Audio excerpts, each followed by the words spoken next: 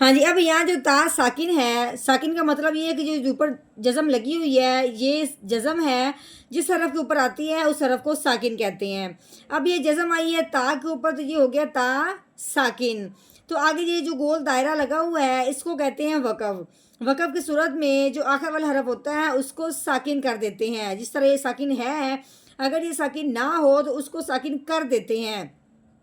اگر پہلے سے ہی ساکن ہو تو اس کو ویسے کے ویسے رہنے دیتے ہیں، اور صرف ہم نے اپنے لہجے میں اور اپنی آواز کے انداز میں تھوڑی سی تبدیلی لے کے آنی ہے، کیونکہ وقف کا مطلب یہ ہوتا ہے کہ یہاں پہ بات کا مکمل ہو جانا۔ یہاں پہ جو جزم آئی ہے تو اس کو ہم نے ساکن کیا ہے، تو اب ہم نے اپنی آواز میں یوں محسوس کروانا ہے کہ یہاں پہ بات مکمل ہو گئی ہے۔ پہلے ہم نے پڑھنا ہے مدت، آگے وقف، مدت، یعنی کہ اپنا لہجہ نیچے کی طرف لے کے آئے ہیں، معلوم کیا ہوا کہ بات مکمل ہو گئی ہے۔